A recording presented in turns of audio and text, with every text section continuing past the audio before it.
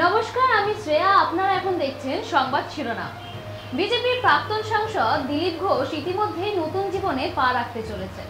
দিল সে দিলীপ, অর্থাৎ যাকে রাজনীতি দুনিয়া তোলপাড় করতে দেখেছি, সে এতদিন লুকিয়ে লুকিয়ে প্রেম করছিলেন। খবরটা সামনে আসতেই জানা গেছে শুক্রবার 18 এপ্রিল অর্থাৎ আজ সন্ধ্যায় রেজিস্ট্রি ম্যারেজ সারছেন দিলীপ ঘোষ। মিডিয়া মারফত এবং সূত্র অনুযায়ী যেটা জানা যাচ্ছে, রিঙ্কুর সঙ্গে বিয়ে করছেন দিলীপ ঘোষ। তবে পাত্রীর সম্পর্কে বিস্তারিত কিছু এখনো অবধি প্রকাশ্যে আসেনি। খুব সাধারণভাবে এই অনুষ্ঠান হবে বলে জানিয়েছেন দিলীপ ঘোষ। দিলীপ ঘোষ এও জানিয়েছেন যে রিঙ্কুর সঙ্গে পরিচয় এই রাজনীতির ময়দানে। এই খবর সামনে আসতেই রাজনৈতিক মহল থেকে আসছে শুভেচ্ছা বার্তা। দেবাংশু ভট্টাচার্য বলেছেন যে মন থেকে খুশি হয়েছেন তিনি। খুব ভালো হোক দাম্পত্য জীবন এবং নতুন বৌদির হাত থেকে তলোয়ার কেড়ে নিয়ে গোলাপ ফুল তুলে দিক দিলীপ ঘোষ। সত্যি বিয়ে করছে, খুব খুশি। আর সবচেয়ে বড় কথা কি জানো তো, সবচেয়ে বড় কথা হচ্ছে এই যে প্রতিদিন সকালবেলা উঠে পেশি দেখাতে হতো বাইরে, ওর শক্তি কত, সেটা এখন আর বাইরে দেখাতে হবে না, ঘরেই দেখাবে। পুরো শক্তি এক্সজস্ট হবে ঘরে। জানেন ঠিক কিভাবে পড়েছিলেন দিলীপ ঘোষ প্রেমে? বহু বছর একসঙ্গে কাজ করতে একটা ভালো বোঝাপড়া তৈরি হয় দুজনের সঙ্গে।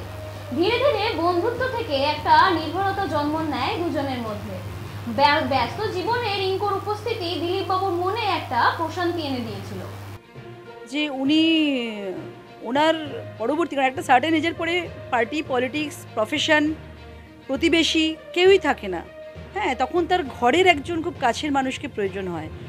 তা আমি যেহেতু ওনাকে খুব শ্রদ্ধা করি, সম্মান করি, ওনাকে আমার খুব ভালো লাগতো, খুবই ভালো লাগতো। কিন্তু আমি কখনো ভাবিনি যে আমিও আমার একটা হাজব্যান্ডের ডিজায়ারনেস আমার শুরু থেকে, মানে আমি আমার ফার্স্ট লাইফে যে ভুলটা করেছিলাম 6 মাসের পরের থেকেই, মানে আমি আমার বুঝে গেছিলাম একটা ভুল করেছিলাম।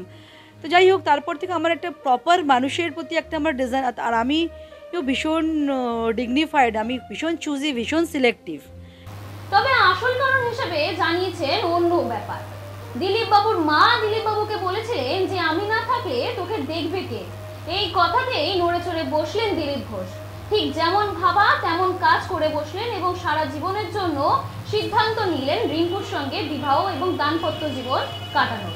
ভেবেছিলাম তো ছেলে যখন RSS চলে গেল তখন তো আমরা জানি কি পাঠিয়েছিলাম, সেখানে তো কেউ বিয়ে করেনি, আর চিন্তা করিনি।